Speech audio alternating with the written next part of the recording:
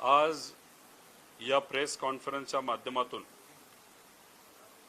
मी आपल्या सर्वांसमोर हे सरकार कशा पद्धतीने काम करत आहे याचं एक उदाहरण त्या ठिकाणी देतो। यांना फक्त राजकारण आणि राजकीय कुरघुड्या एवढंच जमतं हे परत एकदा कुठेतरी सिद्ध होतं। हे उदाहरण देत असताना कर्जत नगर पंचायत याच्यामध्ये जी सत्ता होती ती आम्ही सर्वजण म्हणजे ज्याच्यामध्ये मी पुढाकार घेऊन व तिथं असणारे सामान्य कार्यकर्ते व नागरिक यांनी सगळ्यांनी मिळून 3 वर्षापूर्वी कर्जत नगर पंचायतवर आपल्या विचाराचं सरकार हे आणलं होतं।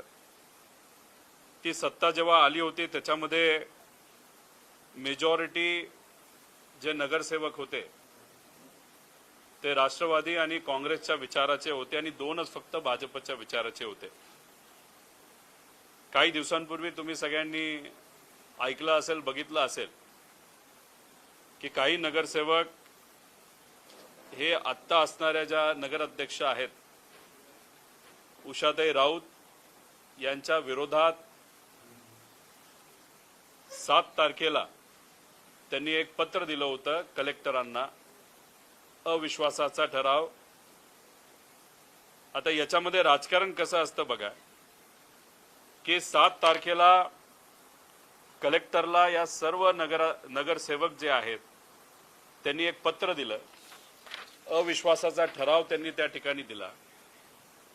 8 तारखेला लगेचच कलेक्टर कार्यालयाकडनं पत्र हे प्रांत अधिकाऱ्यांना देण्यात आलं। 9 एप्रिलला लगेचच प्रांत अधिकाऱ्यांनी नोटीस काढली की 16 तारखेला या बाबतीत एक बैठक होईल आणि उषाताई राऊत ज्यांच्या विरोधात अविश्वास ठराव आहे उषाताई राऊत यांना तिथं उत्तर द्यावं लागेल। कारण का प्रोव्हिजन अनुसार जी जुनी प्रोव्हिजन होती 341(ब)(5) अनुसार, कलम 341(ब)(1) अनुसार तिथं नगराध्यक्षांना दूर करण्याची मागणी प्रस्तावावर आल्यानंतर तिथं मागणी पत्र प्राप्त झाल्याच्या तारखेपासून 1 महिन्याच्या आत चौकशी करावी लागते। म्हणजे नगराध्यक्षाला जर आपल्याला हटवायचं असेल तर तिथं एक प्रॉपर बैठक होणार। जे काही तिथं पत्रात लिहिलं गेलं आहे की अविश्वास ठराव आणत असताना जे काय ॲलिगेशन झालेले आहेत की त्यांनी योग्य पद्धतीने वागणूक केली नव्हती, काही प्रोसिजर फॉलो केली नव्हती, याच्याबद्दलची चौकशी होणार। ती चौकशी महिनाभराची झाल्यानंतर ते सुद्धा कलेक्टर घेतात, प्रांत घेत नाही। पण या कर्जतच्या बाबतीत प्रांतला सर्व अधिकार दिले होते, ते तसं टेक्निकली इल्लीगल होतं। आणि मग नंतर राज्य सरकारकडे हा विषय गेल्यानंतर मग राज्य सरकार तिथं ठरवणार की जो अविश्वासाचा ठराव आला गेला तो योग्य होता नव्हता। पण तिथं नगर अध्यक्षाला संधी देणं हे फार महत्त्वाचं होतं की जे काही ॲलिगेशन झाले त्याच्या विरोधात बोलण्यासाठी। आता कर्जतच्या बाबतीत हा विषय जेव्हा आला तेव्हा अख्ख्या दुनियाला माहिती आहे, लोकांना माहिती आहे, उषाताई राऊत काम करत असताना सगळ्या नगरसेवकांना विश्वासात घेत होत्या। तिथं जे काही नोटीस द्यावी लागते चर्चेच्या बाबतीतली, बैठकीच्या बाबतीतली सगळ्या प्रोसिजर उषाताई राऊत यांनी त्या ठिकाणी फॉलो केल्या होत्या। आणि मग तिथं जेव्हा एखादं इन्व्हेस्टिगेशन होतं, एखाद्या अधिकाऱ्यांकडनं जेव्हा अहवाल चर्चेनंतर दिला जाईल तो नक्कीच हा उषाताई राऊत ज्या अध्यक्ष आहेत कर्जतच्या त्यांच्या बाजूनीच त्यांना निकाल तिथं द्यावा लागेल। ही चूक जाणवल्यानंतर आता ह्याला पर्याय काय या बाबतीतली जेव्हा चर्चा झाली तेव्हा मग ह्याला एकच पर्याय आहे की एक नवीन अध्यादेश काढायचा, जो काय जुना नियम आहे तो बदलायचा आणि तशा पद्धतीने 15/4/2025 रोजी नवीन अध्यादेश काढला गेला। आणि त्या अध्यादेशाच्या अनुसार 2/3 पेक्षा जे सगळे सदस्य आहेत त्यांनी एक मताने बहुमताने विशेष सभेमध्ये एक प्रस्ताव सहमत करायचा, तो ठराव संमत करायचा आणि त्यातून नगराध्यक्षाला आपल्याला हटवता येईल असा अध्यादेश परवा म्हणजे 15/4 रोजी त्या ठिकाणी काढण्यात आला।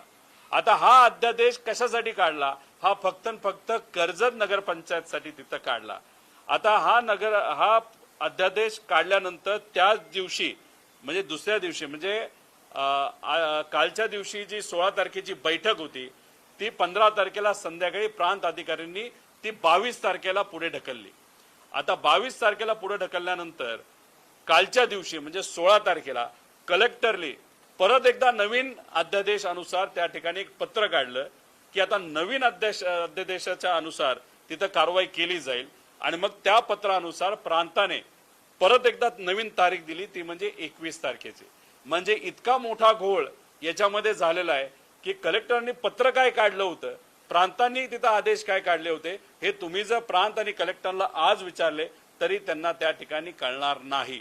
त्यामुळे याच्यावरनं एकच गोष्ट तिथं कुठेतरी कळते की याच्यामध्ये फक्त राजकारण करण्यासाठी तिथं छोट्या प्रमाणात पक्ष फोडण्यासाठी हा नवीन अध्यादेश तिथं त्या ठिकाणी काढण्यात आला होता। आता या बाबतीतली बैठक कुठं झाली तर राम शिंदे सरांच्या जे ते सभापती आहेत त्यांच्या कार्यालयामध्ये ही बैठक झाली।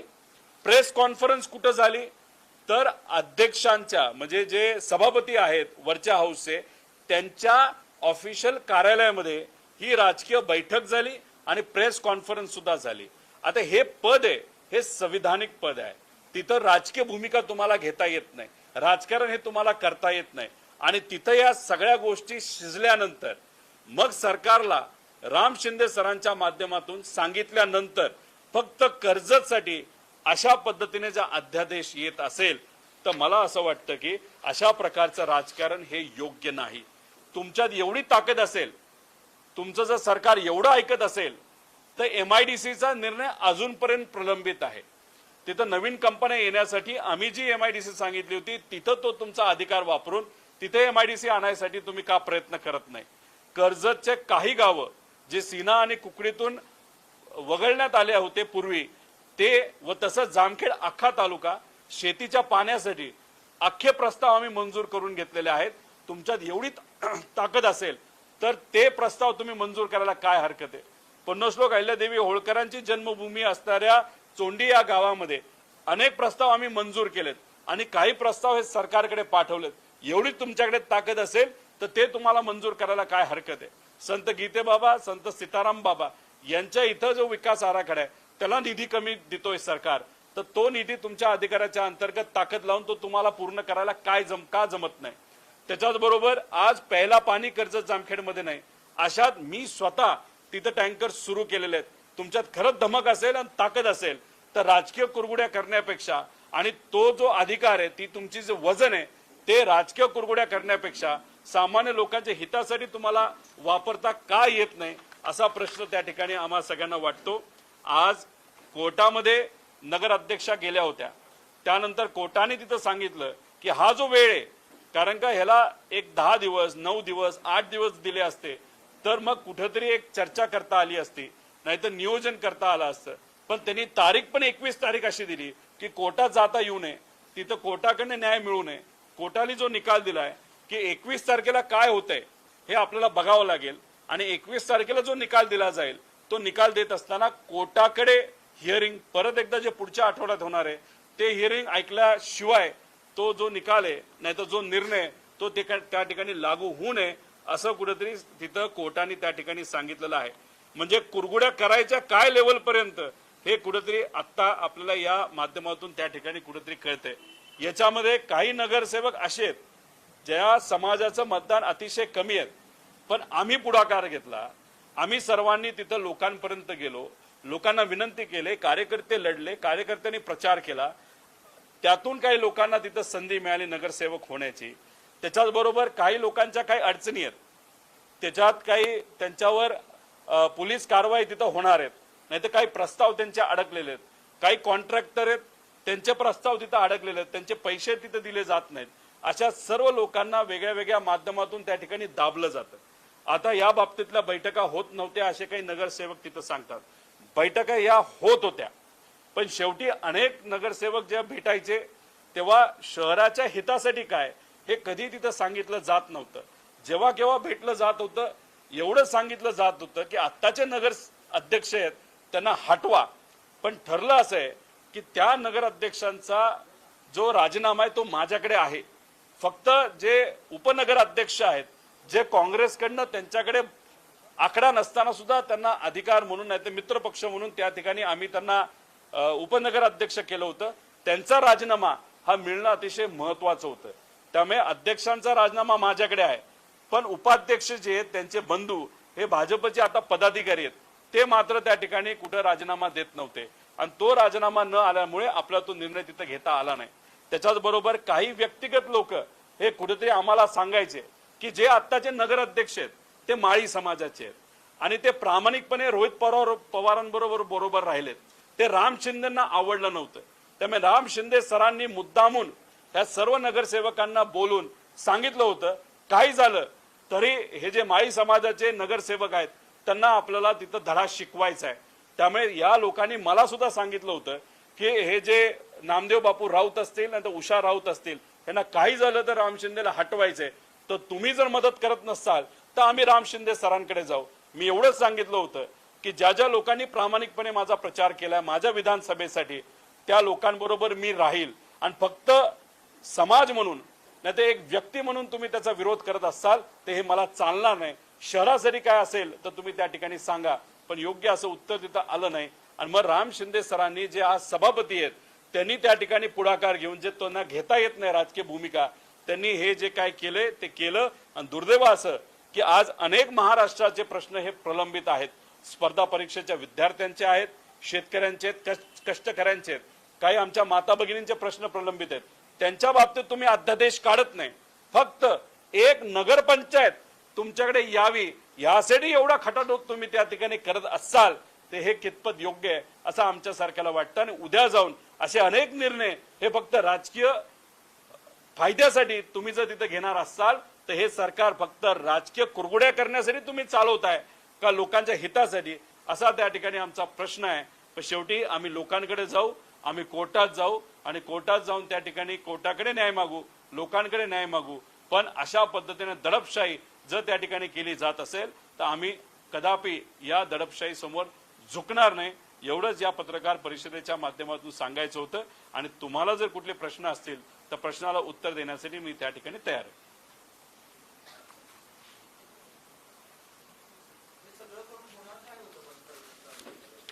हे सगळं होऊन 2019ला रोहित पवारांच्या विरोधात एक साधा कार्यकर्ता याच्या विरोधात राम शिंदे सर लढले, त्यांना तिथं पराजय स्वीकारावा लागला.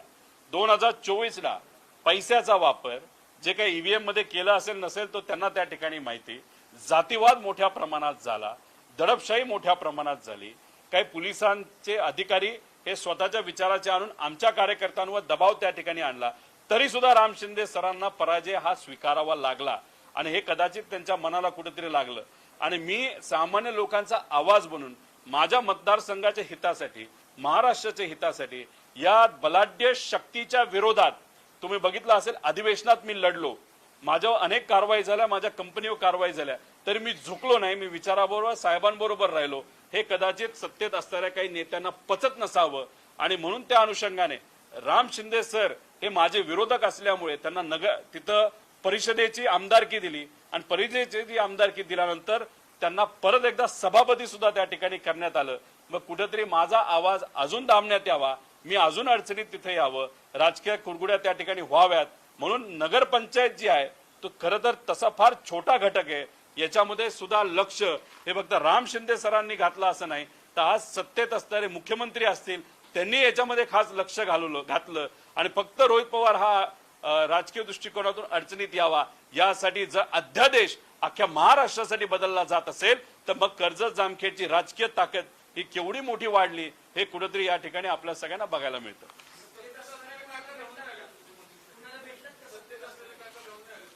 मी कोणालाही भेटलेलो नाही, कोणालाही विनंती केलेली नाही, कारण का प्रत्येक नगर पंचायत समितीचा जो नगरसेवक आहे त्यांना माहिती आहे की काय पद्धतीने मी त्यांचा प्रचार तिथं केलेला आहे.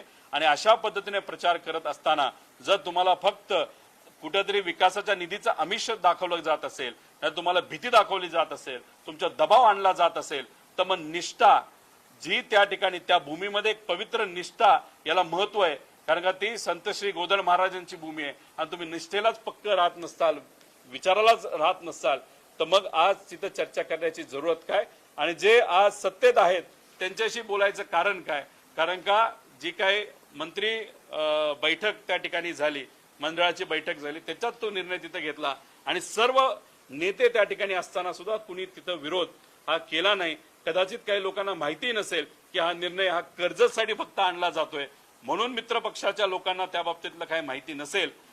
जो काही निर्णय आणला तो फक्त आणि फक्त भाजपने राम शिंदे सरांना खुश करण्यासाठी आणि मला राजकीय दृष्टिकोनातून अडचणीत आणण्यासाठी घेतला, असं कुठेतरी त्या ठिकाणी म्हणावं लागेल.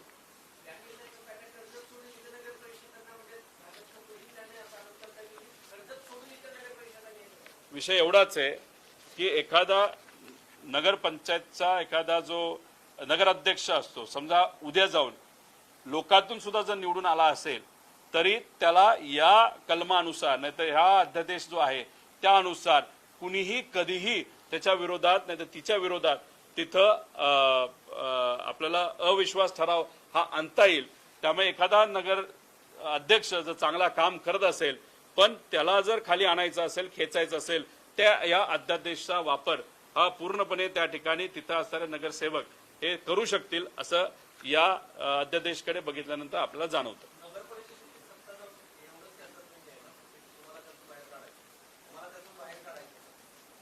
हा तिथं सत्ता जी आपली आहे ती फक्त त्या ठिकाणी काढायची आणि रोहित पवारला मोठा धक्का बसला ही एक हेडलाईन कुठेतरी पेपरमध्ये नाही तर टीव्हीवर यावी एवढीच इच्छा कदाचित राम शिंदे सरांची त्या ठिकाणी असावी. तो त्यांचा त्या ठिकाणी विषय आहे. आम्ही विचाराने निष्ठेने लढणारी लोक आहोत, त्यामुळे दबाव आणून, धमकी देऊन, भीती दाखवून, आमिष दाखवून जसं का कसं होईना तिथं लोकांना नाही तर नगरसेवकांना तुम्ही तिथं फोडलं असेल, नाही तर आमिष दाखवलं असेल. काही नगरसेवक असे आहेत की बँकेने त्यांच्या घराची जप्ती आणली होती, मी स्वतःचा खर्च त्या ठिकाणी करून मदत करून त्यांना त्या ठिकाणी त्यातून बाहेर काढलेलं हे लोकांना तिथं माहिती आहे. जेव्हा गेल्या वर्षभरात तिथं दुष्काळ होता, तिथं लोकांची आर्थिक अडचण असताना सुद्धा नगराध्यक्ष आणि आम्ही सगळ्यांनी निर्णय घेतला की तिथं जो काही पैसा जे काही तिथं लोकांचं थकीत आहे त्याच्यावर जास्त दबाव न आणता, लोकांना आर्थिक अडचणीत न आणता जमेल तसं आपल्याला तिथं लोकांना मदत केली पाहिजे, म्हणून आम्ही तिथं थकबाकीसाठी कुठेही दबाव तंत्र नाही आणला. पण जेव्हा पाणी कमी पडलं तेव्हा स्वखर्चातून पैसा आपण खर्च केला. जेव्हा लाईटच्या बाबतीतला विषय आला, मोटर जळली, स्वखर्चातून आपण मोटर तिथं चालू केलेल्या आहेत. तिथं मोठ्या मोठ्या बिल्डिंगचं कामं आपण सुरू केलेली आहेत. पण जिथं कुठं लोकांना अडचण येईल तिथं कुठेही दबाव न आणता, लोकांकडनं मुद्दामून दाबून वसुली न करता, लोकांचा विचार करत आपण वसुली कमी झाली तरी चालेल पण स्वखर्चातून आपण लोकांना सेवा द्यायची या विचारातून आपण तिथं नगरपंचायत ही चालवली आहे. आणि जो विकास निधी कुणी दाबला असेल तो फक्त राम शिंदे सरांनी तिथं दाबला.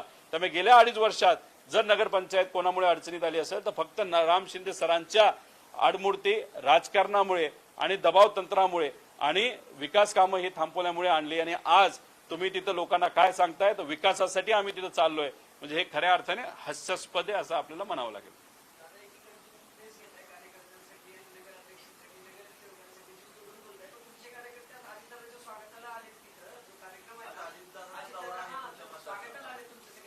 स्वागताला तिथं गेले आहेत, त्यांच्या हातामध्ये एक पत्र आहे.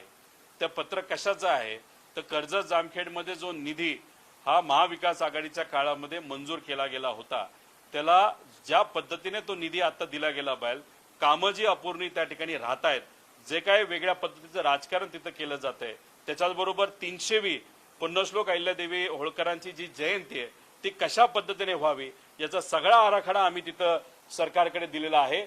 तिथं प्रस्ताव तिथे गेलेले आहेत पण त्या बाबतीत कुठेही सरकारकडनं ऍक्शन ही घेतली जात नाही. एसटी डेपो हा मंजूर केलाय पण एसटी तिथे दिल्या जात नाहीत. हे सगळे सामाजिक तिथले विषय. त्याच्याचबरोबर आज माझे लोक तहानलेले आहेत. टँकर सरकारकडनं 1 रुपयाचा सुद्धा सुरू केला नाही, 1 लिटर पाणी दिलं जात नाही. आम्ही आमच्या खर्चातून टँकर तिथे सुरू केलेत. आता ह्या सगळ्या गोष्टीकडे उपमुख्यमंत्र्यांकडे लक्ष जावं, त्यांचं लक्ष याच्याकडे जाऊन लोकांच्या अडचणी सुटाव्यात यासाठी आमचे कार्यकर्ते पत्र घेऊन तिथं उपमुख्यमंत्र्यांचं आणि फायनान्स मिनिस्टर साहेबांचं स्वागत करण्यासाठी आणि पत्र देण्यासाठी तिथं गेलेले आहेत.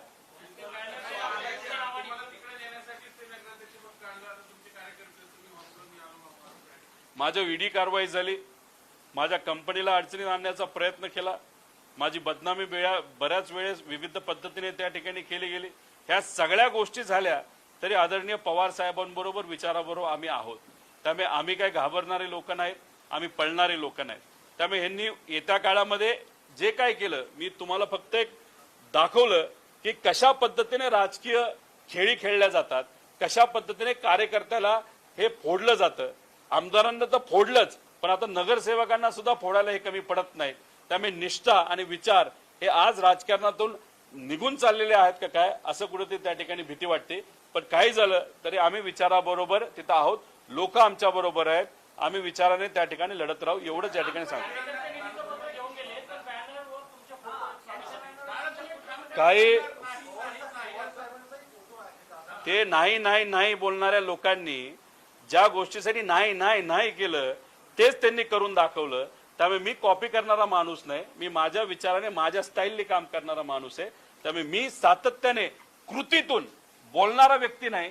ज्या व्यक्तीबद्दल तुम्ही नाही नाही नाही करणारे होते ते नाही नाही करत बऱ्याच काही गोष्टी करून गेले, आणि हे मी करणार करणार करणार ते जे बोलले ते त्याच्याबद्दल काहीच त्यांनी केलेलं नाही.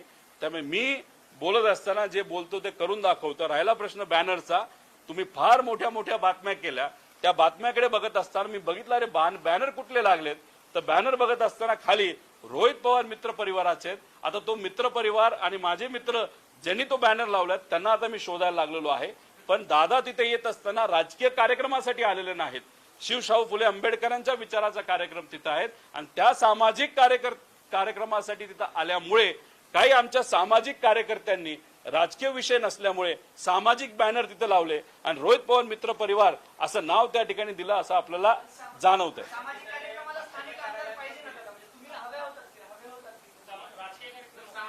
एक तर त्यांच्या सोयीनुसार तो कार्यक्रम तिथं घेतला गेला आहे.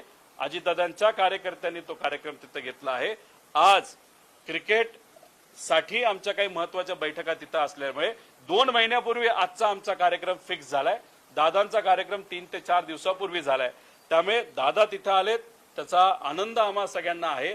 उपमुख्यमंत्री आहेत, ते माझे काका सुद्धा आहेत, याचा आनंद असला तरी आज ज्यासाठी वेळ मी दिला होता त्यासाठी त्या कार्यक्रमासाठी मी माझा वेळ आणि माझा कार्यक्रम न बदलता मला इथं असणं जास्त महत्वाचं वाटलं.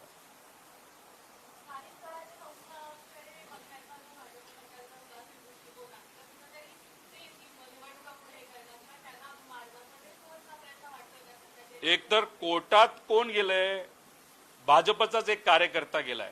कशाच्या विरोधात गेलाय, तर ओबीसी राजकीय आरक्षणाच्या विरोधात गेलाय. हे आरक्षण नसावं असं मी म्हणतोय का नाही, भुजबळ साहेब स्वतः पूर्वीच्या काळामध्ये बोलले होते. आणि ती व्यक्ती कोर्टात गेल्यामुळे, हा विषय कोर्टात अडकल्यामुळे, नाही तर मुद्दामून कदाचित अडकून ठेवल्यामुळे आपल्याला आता हे जे काही जिल्हा परिषद, पंचायत समिती, नगर परिषदच्या इलेक्शन आज होत नाहीत. कारणीभूत कोण? भाजपचाच कार्यकर्ता.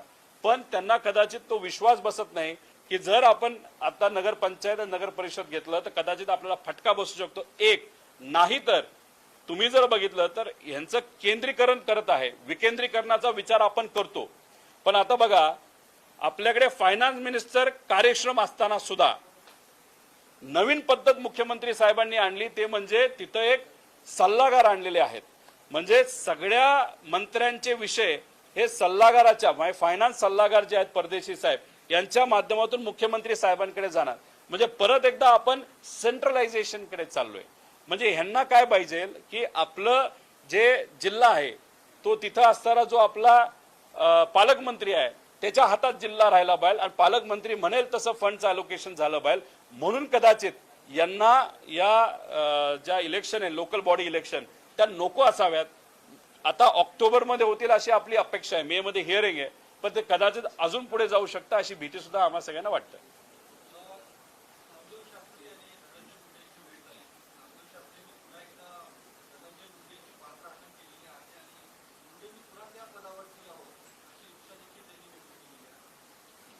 संत श्री भगवान बाबांचे विचार आपण जर बघितलं तर फार महान होते.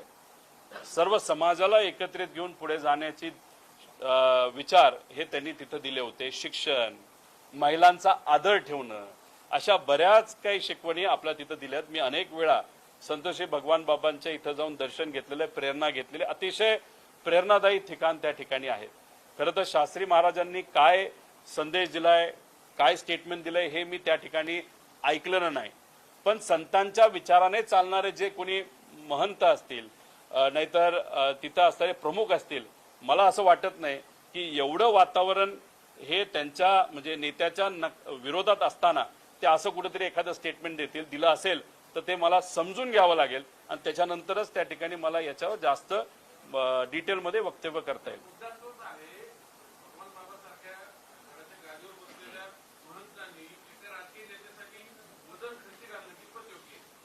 विषय एकच आहे की त्यांचं स्टेटमेंट कशा पद्धतीचे. कधी कधी मोठे व्यक्ती स्टेटमेंट देत असताना त्याचा अर्थ वेगळा असतो, पण स्टेटमेंट दाखवताना वेगळ्या पद्धतीने दाखवलं जातं. महंतांचं जे स्टेटमेंट आहे ते कुठेतरी समजून घ्यावं लागेल, त्यानंतरच आपल्याला कुठेतरी त्याच्यावर वक्तव्य करता येईल. पण जर तुम्ही अख्ख्या महाराष्ट्रामध्ये जी काय तो कराड आहे, जो वाल्मिक कराड आहे, त्याचे कारनामे जे आहेत, ज्या पद्धतीने महिलांचा अवमान त्या ठिकाणी त्यांनी केलेला आहे, ज्या पद्धतीने पॉवरचा वापर करून मर्डर असेल, चुकीच्या गोष्टी असेल, नाहीतर लोकांकडनं पैसा घेणं असेल, जमिनीचा कब्जा करणं असेल, अशा गोष्टी केल्या आहेत त्या व्यक्तीने. आणि त्याचा मित्र कोण तर धनंजय मुंडे हे जे मंत्री होते. आणि मग आता कुठेतरी तिथं जर लिंकिंग केलं जात असेल तर मला असं वाटतं की अशा पद्धतीने जर कोर्टात आणि सरकारकडनं कमिटीच्या माध्यमातून जर कोणाची तिथं इन्व्हेस्टिगेशन सुरू होत असेल, नाही तर चालू असेल, त्याच्याबद्दल अशा पद्धतीने वक्तव्य करणं हे योग्य ठरणार नाही. पण जोपर्यंत महंत जे आहेत, अतिशय विद्वान व्यक्ती आहेत, त्यांचं स्टेटमेंट जोपर्यंत आम्हाला कळत नाही तोपर्यंत त्या बाबतीत जास्त खोलात जाऊन मला बोलता येणार नाही.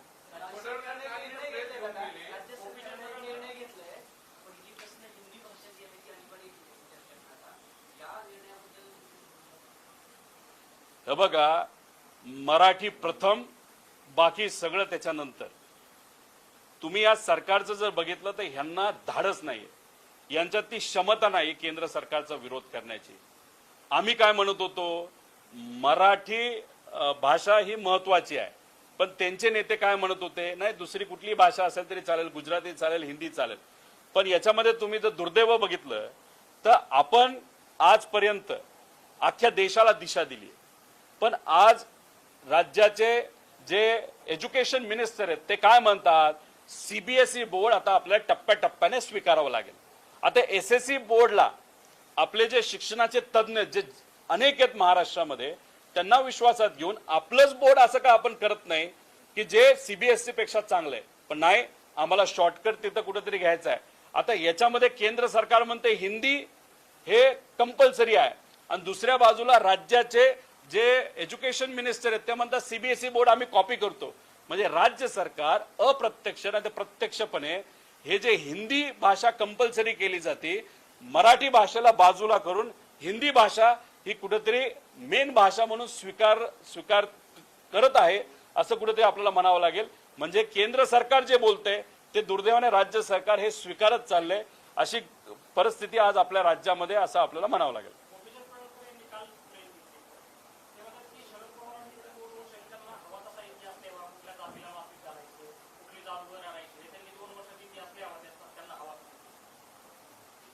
पवार साहेबांवर बोलल्याशिवाय राजकारण होत नाही, बातम्या होत नाहीत, हे अनेक नेत्यांना तिथं माहिती आहे.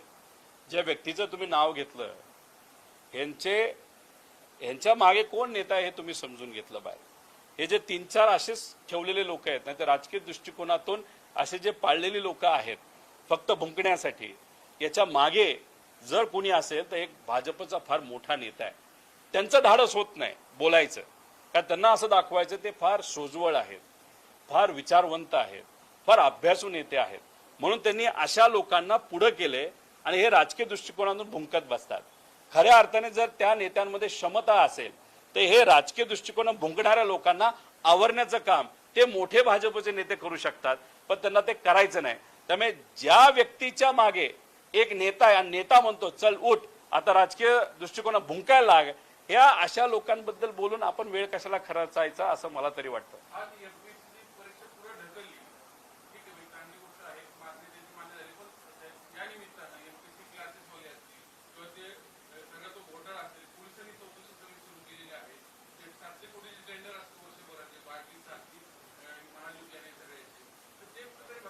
हे बघा, मुलांची मागणी काय होती, जो निकाल लागला तो उशिरा लागला, वेगळ्या वेगळ्या कारणांमुळे असेल, आणि तो उशिरा लागल्यानंतर आम्हाला 45 ते 60 दिवस अभ्यासाला असावेत एवढीच तर मागणी होती आणि सगळ्यांची होती.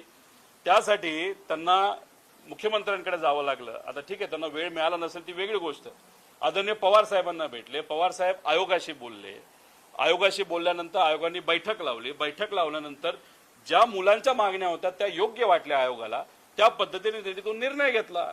आता याच्यामध्ये मुलं स्वतःच्या हितासाठी, स्वतःच्या हक्कासाठी लढत असतील तर त्यात काय हरकत आहे.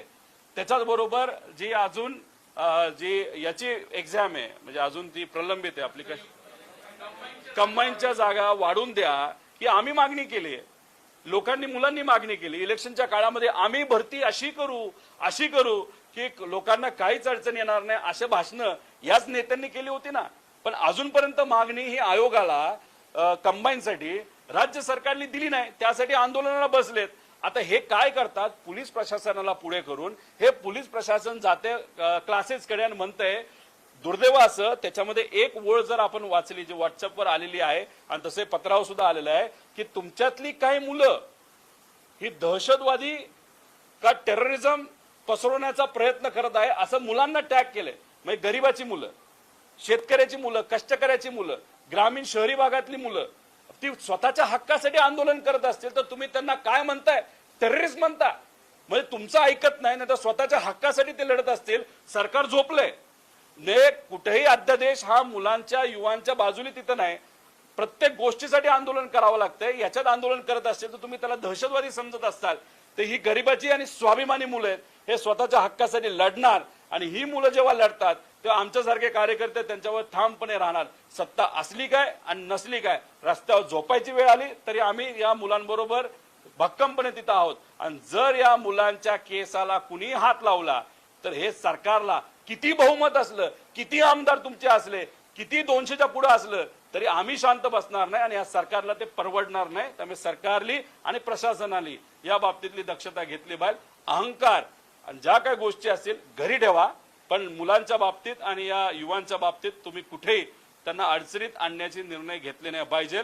आणि क्लासेसच्या बाबतीत सुद्धा जर चुका असतील तर ठीक आहे, पण तिथं फक्त मुलं आंदोलन करतात म्हणून क्लासेसला तुम्ही अडचणीत आणत असाल तर हे आम्ही कदापि मान्य करणार नाही आणि खपून सुद्धा घेणार नाही.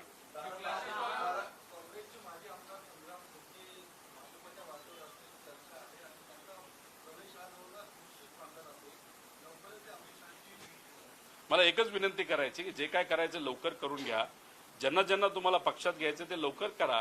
कारण शेवटी कसं असते की एखादी बोट असते, त्या बोटीची क्षमता असते, त्या क्षमतेपेक्षा जास्त जेव्हा तुम्ही घ्याल तेवढी ती बोट जड होती आणि ती डुबून जाते.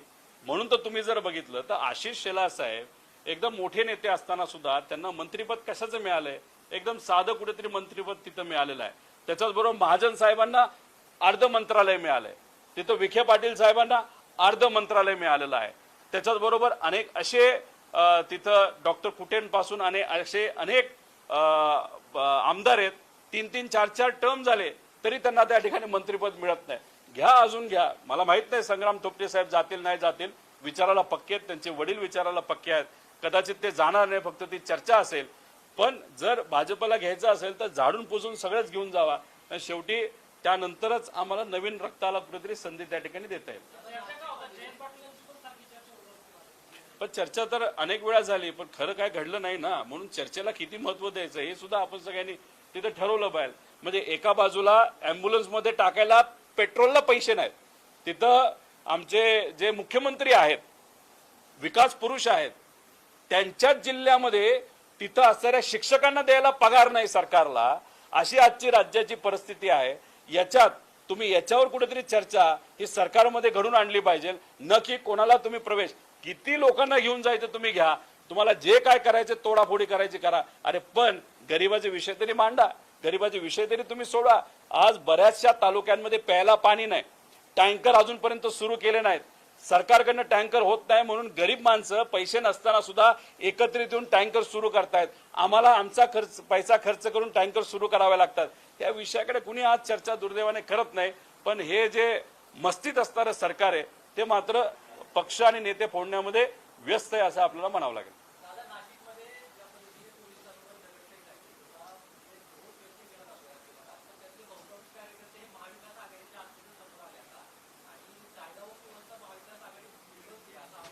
आणि घटना काय घडली होती?